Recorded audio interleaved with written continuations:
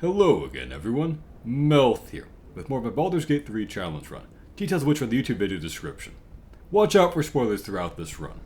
Alright, so, last time I showed the secret entrances to this Yankee town that allowed us to skip all of Rosenborn Monastery. This time, I'm going to start by re-speccing Baldur, who just recently got the Gloves of Dexterity. Now, as I mentioned before, re-speccing kind of counts like a full restore for your character, much like long resting would, so to avoid any kind of recovery from that, I always take note of what stats I have and how many spells I've used beforehand, and then injure myself to get back to where I was before. So in this case, I'm down 6 temporary hit points and down 2 level 2 spell slots, so I'll make sure that I'm at the same level after I do this respec. Now the reason I want to do this now is that Baldur is a wizard/druid. And as a wizard/druid, she needs to have 4 total good stats, because every character needs good dexterity and good constitution. Then wizards want intelligence, and druids kind of want wisdom. It's less important, but they want it. And you only have enough stat points to be good in 3 stats. But the gloves supersede this dexterity, whatever it is, and put it to 18. So now I can free up some points to put it into wisdom and have 4 more points left over. I'm also using the elixir to supersede my strength, so this doesn't really matter.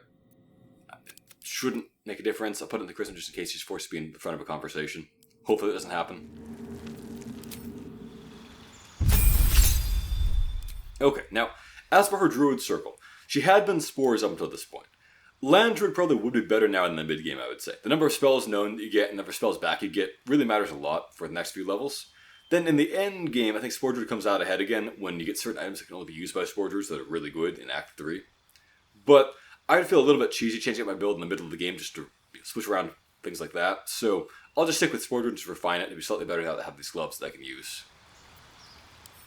We'll change up our prepared spells at level 4 once they're all the slots are available basically, rather than redo it.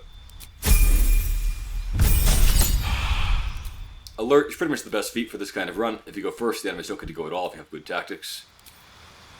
Resistance to win conversations, prepare for dangerous enemy spells. And we'll change this up for Wizard. You always want to take Shield and Find Familiar on every Wizard, because you can't learn those from scrolls. Originally I planned to just cast Mage Armor out of scrolls, but I can't seem to find enough of them.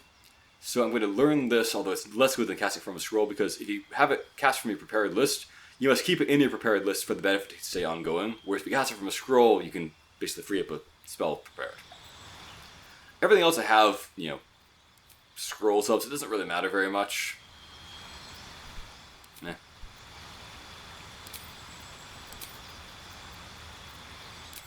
We'll change this up a bit. Okay, going into your spell book. These 2 are the staple spells that every party needs to have. Someone has to be able to cast it. This is a great enemy debuff and invisibility revealer. Good battlefield control type spell. Good utility type spell. This is probably the best second level spell in the game. I've mentioned before that Pass Without Trace is phenomenal, but I won't be using it because I'm not abusing stealth, so I'll avoid that one. And then I'll just take this because it's easy to waste spell slots with that, I think. Speaking of which, let's just cast that. And then recast it, burning another spell slot. To demonstrate a point here, let me go into stealth mode, and then I'll try to pickpocket Withers here. I just want to point out, you can take back the money you gave him over the course of the game, and he doesn't care. Like, you can try it again and again, and it won't matter. That feels cheesy, so I won't be doing that, but I just want to show that you can, and he doesn't mind. Alright, let's do a Find Familiar, get back our Raven. Let us give it Long Strider, ourself Long Strider too. Everyone else should still have... Oh no, they don't. Gotta fix that. Interesting. Sometimes it does not get purged off of them, sometimes it does. I don't really understand when that happens, when you re-spec.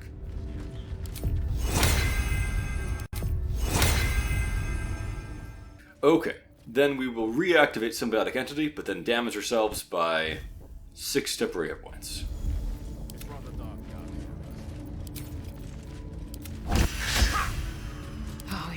So that should be back to the way we were before. Then we can have you take Find Familiar off your list because the Familiar will stay out, so that's fine.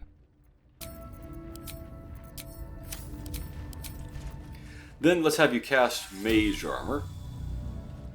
Oh right, to take off his hat. Yeah, we put that on by accident and it ruined his Mage Armor before. Eager for battle.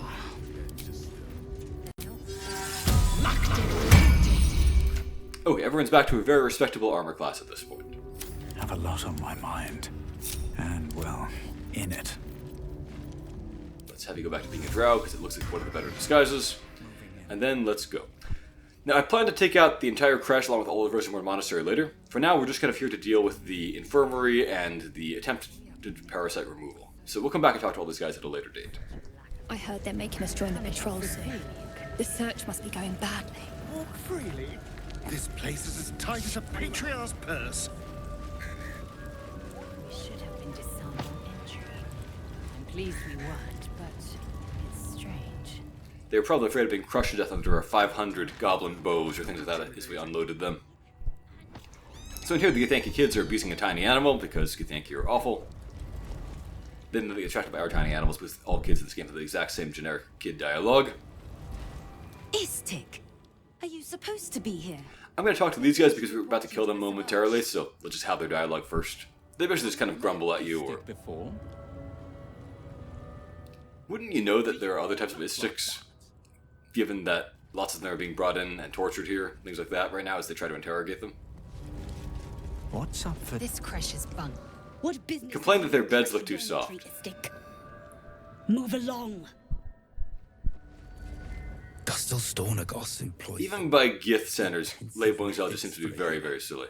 Man, this guy's name is terrible. Gish Umr Boing Ak. 2 apostrophes that are meaningless in his name. Alright, let's open the box and let out the Grimishka for a trivial fight. I also want to kind of demonstrate a bug that this box is making these squealing sounds as the Grimishka is being attacked will keep making the sounds even with the Grimishka being dead inexplicably. Kind of a silly bug. So we'll open it. Hungry for the slaughter. Oh, it did that because we cast a spell outside, but I mean, that doesn't matter. Time for a cull. Grimishkas react to magic, and it does not matter very much. Yeah, we'll just purge off its mirror images. Or we can just hit it and kill it. It's trivial. Worth a lot of XP, though. Very well. Okay, through we go into the mad scientist's office over here.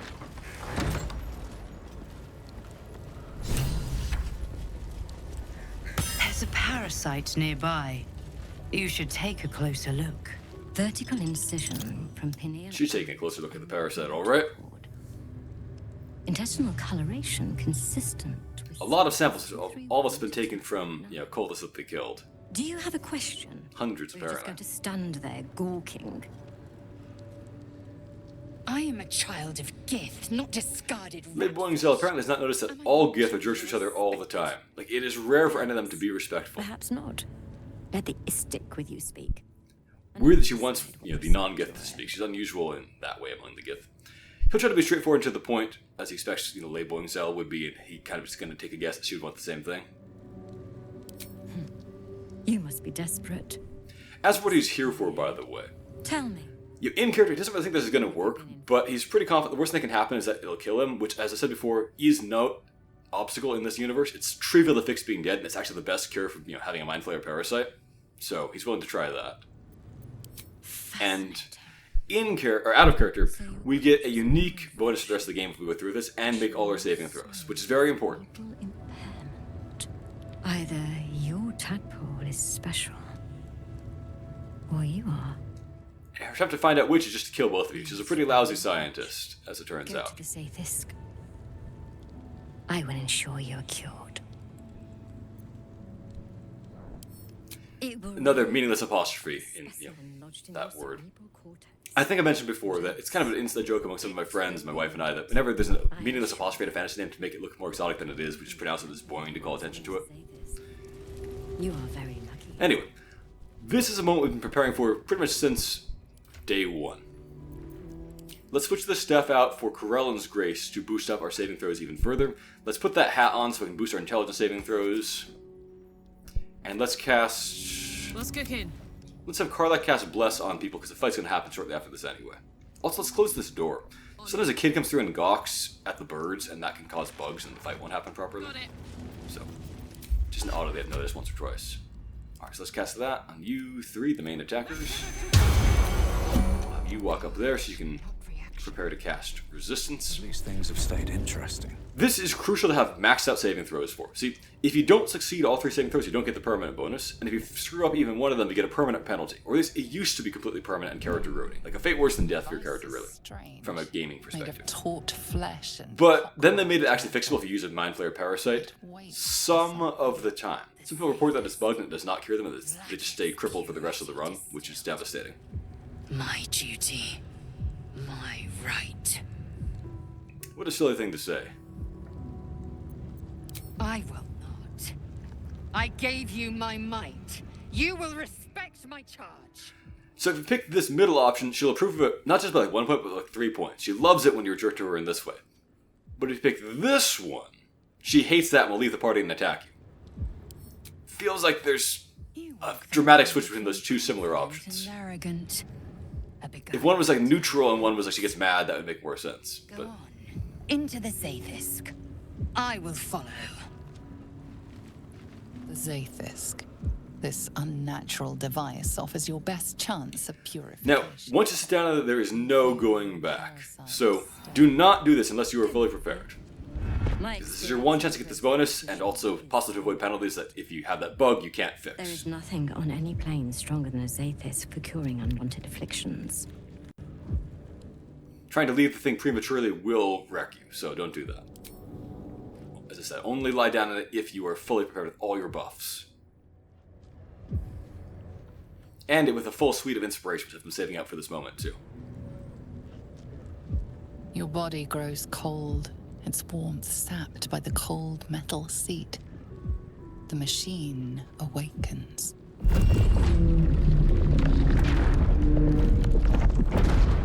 You must focus on the parasite at all times. The Zaith'sk will do the rest. Layers of magic weave themselves tightly around your head. The tadpole squirms and contracts. It's trying to hide. The device possesses immense but unfocused power. If you fail to direct it towards the tadpole, your faculties could face permanent harm. A lot of people complain about these permanent debuffs and whatnot. To me, it seems like there was so much warning this was a bad idea that I really don't mind them. In fact, I wish there were more such things in the game when, like, you have consequences for really, really, really obviously dumb decisions. What's unusual here is that you actually get a bonus out of it, really. You cast Bless, we don't want to supersede that. We want to have you cast Resistance so that we can have everything. So even with a terrible roll like that, my minimum is going to be super high with all these perks. Which is why I've stacked all these up all game long. Through waves of torment, you search for the parasite's lurking presence. The device searches too. You sense its hunger, its craving. It wants the tadpole, but maybe something more. That's it. Ignore the pain. Think of the tadpole. Think of it purged. This torment. This is, I think, the first time in the story that I can think of that the Mind Flayer Parasite link between us actually serves a good narrative purpose of letting her feel what we're feeling and whatnot, rather than just serving as an excuse so that we get characters' backgrounds so that them actually talking about it organically. So, if they had this in mind, this is good writing, I would say, but the previous times, I mentioned before, I did not really think it was more than just kind of a slightly lazy writing plot device.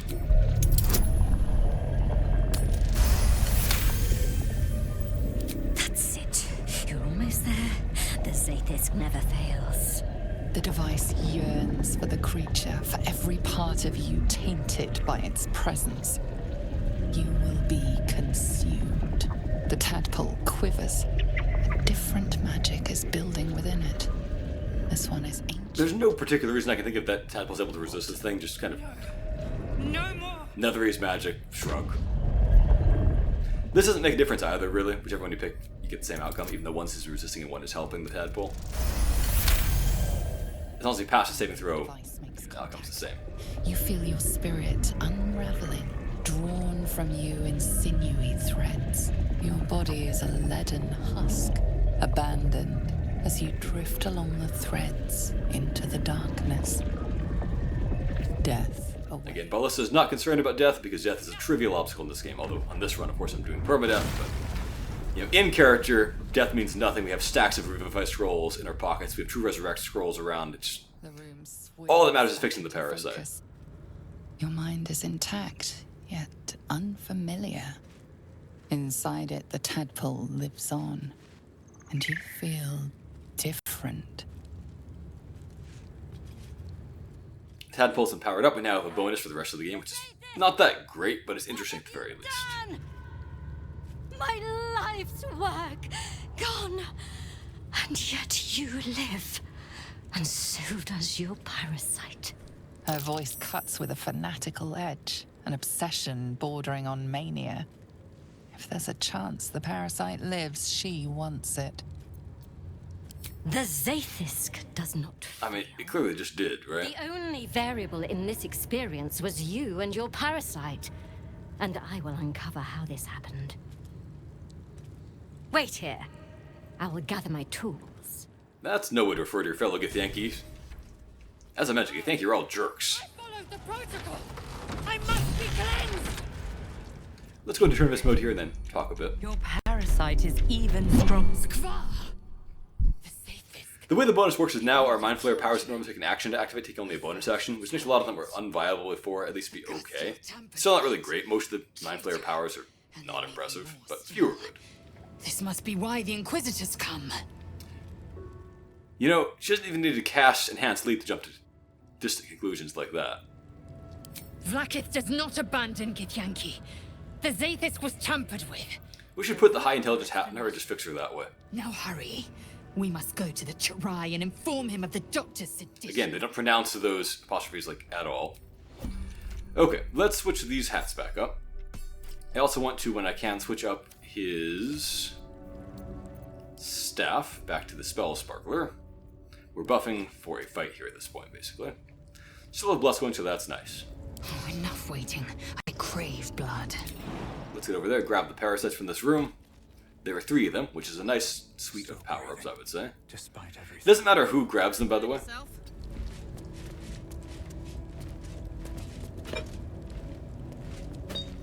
Now, normally I don't use explosive barrels and whatnot, but I feel like in this case, they put one here for us for a reason, and we know Infirmary just got locked in here, so I think it makes some sense in this instance to use this one, and just kind of roll out the door at the enemies, basically, as a surprise attack on them. Can't give up now. Let's use the parasites we just got.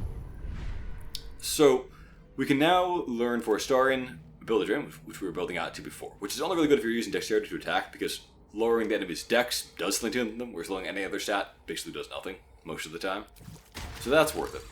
Then let's take Psionic Backlash as well. We want every party member to have that eventually. Now we've got 2 we've got. Shouldn't have wished to live in more interesting times, so that's progress. Should be pretty trivial.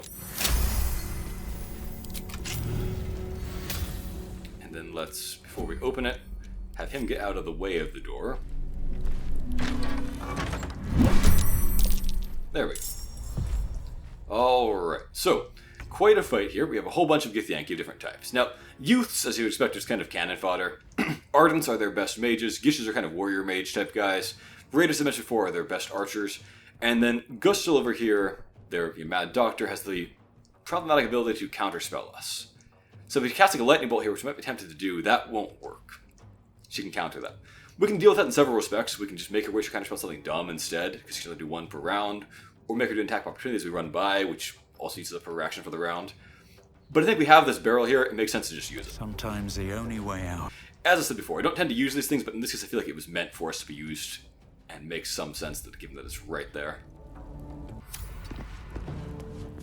Okay. Let's have Karlach get out of the way. In position. Go for the throat. That I think I'll do here is I'll shoot a fire arrow so it hits like all of them and also blows that thing up on them. Just do maximum damage that I can do there.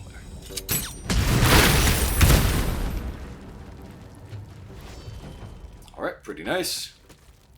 None of them die, but several of them are close to death, so that's beneficial for us. Maybe we'll shoot another fire arrow to take out those 2 at once, I think.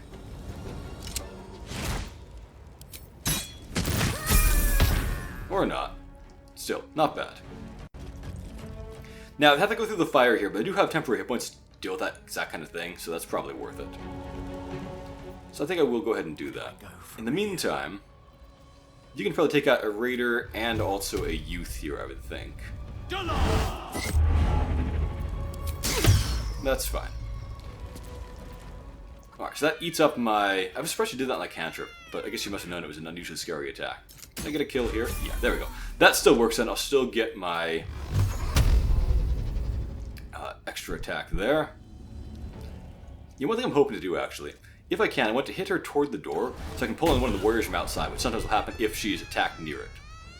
Okay, well that one's a dead, Gith walking, because burning will deal damage at the start of next turn. Time to strike. So let's have you activate your bonus action click heals, so you can get through the fire. You're invisible, so you can't get hurt by that guy as you run by. Oh!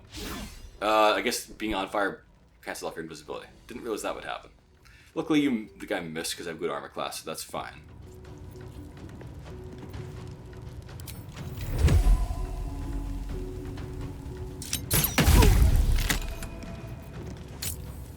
And then, let's see. Do we have a way to take out the youth?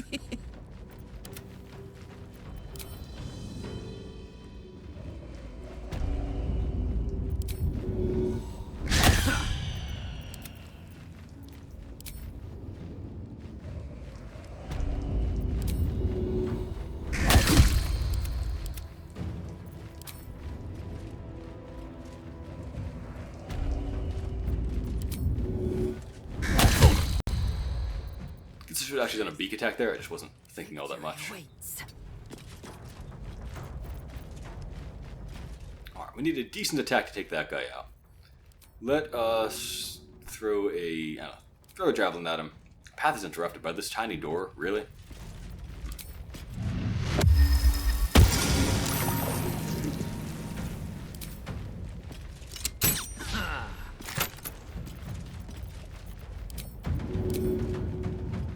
Position. Alright, Karlak.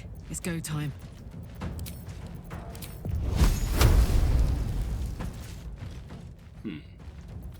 I wonder if Shovel can get out there safely without... Nope. Very well.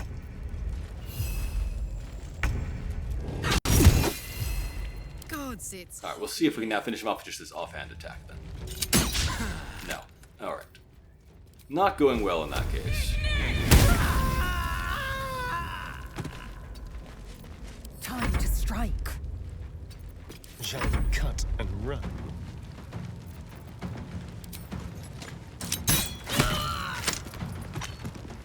Okay. I don't think the youth can actually get to us if we stand around the corner. They can't do much anyway. So that should be alright.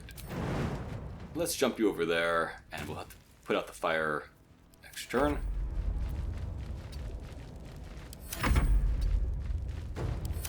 Birds are impervious to fire, as we all know.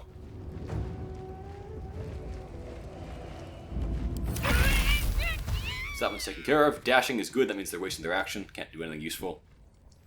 Is that one gonna have to dash, or does he have another option? Okay, he also had to waste his turn. So that worked out perfectly.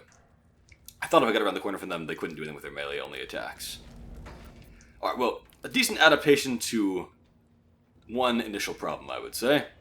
Let's blind these guys. We didn't get to pull in the warrior from outside, but that's alright. That's in the hands of the AI, not really mine. So, oh well.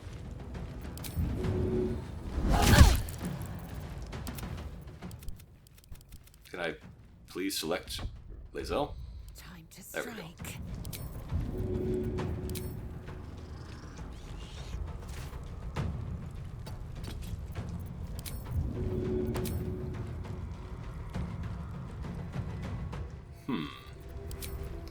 Okay.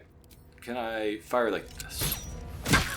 Yeah, it'll do. Okay, I'd rather have thrown, but we'll do it like this. And I'll turn off group mode so I don't accidentally walk into the fire after this is finished, come to think of it. That's all that matters.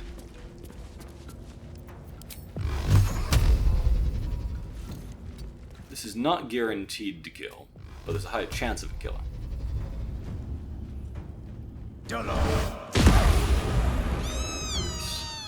Now, can Astarion run around the corner and finish the guy off? Probably. And no one else is in the fire, so this should be good. Okay. Yeah, I think I did a decent job of that fight. Spent a few resources, so that's nicely done. Was that blood? No. Don't mind too much about Shovel being on fire. Flies before me. And luckily, the Githyanki don't mind too much about all their youths being dead in the hospital and whatnot. They'll never really question that. The rest of them stay passive. But I think in character we'll assume that they will now be hostile to us, basically, and we'll come back on our own terms at our own time. This necklace is not really good, but we don't have any other necklaces that are worth considering, so on it goes, I guess. Alright. What now? And now we'll just loot the Infirmary. There's a lot of things to take here. Anything of use? I think I'll send the armor to camp, because again, like, there's so much heavy but valuable Githyanki armor that it really starts to weigh you down fast. These boots have seen everything. The boots have seen everything. They're a dangerous witness that must be eliminated. Here's a book called The Folly of Zaith'sk. So, basically, Zaith'sk is leader of what became the Githzerai. How dare he question as they're conquering all these, innocent civilizations out in the stars. So, basically, in the early Githyanki days, or Gith days, they freed themselves from the Mind Flayers under the leadership of Gith. But Gith was evil, and decided that what they should do now is basically replace the Mind Flayers as an interstellar empire and just tyrannize everybody in the universe. And some Gith thought that was evil and didn't want to do that. And so they rebelled against her. She attacked them, basically, when they dared question her decisions. And they became the Githzerai. So basically, everyone who was good in those days became Githzerai. The evil ones became the Githyanki. And although they say that the Githzerai have, we're just lazy nowadays and don't do anything, that's completely false. The Githzerai are at least as effective as the Githyanki are. They're taking the fight to the Mind Flayers. Their leader actually became a god, unlike Vlaakith, who's failed to do so despite stealing souls. So the Githzerai are clearly superior to the Githyanki in every possible way. So that's just propaganda, basically. You will meet, if you explore very thoroughly, one and only one Githzerai in this game. Sort of. You put this guy to his misery with that terrible name. This is a pretty good ring. It's not great, but it's pretty good. We'll give it to Carla, because she's probably doing more cantrip attacks these days. Let's move. Sorry to loot that one.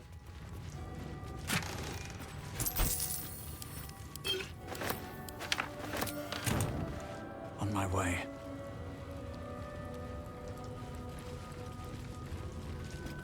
Here goes nothing. Research notes sound promising. But really, she's got nothing. Which is disappointing to Baldur. He thought the Githyanki might actually know something about this, and they're really quite ignorant despite having researched hundreds of cultists. I guess when the research consists of just chopping them up, you probably don't learn very much from them.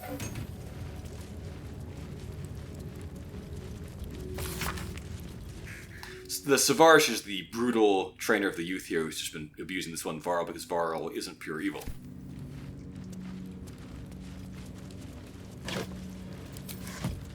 And with that, we're ready to leave here.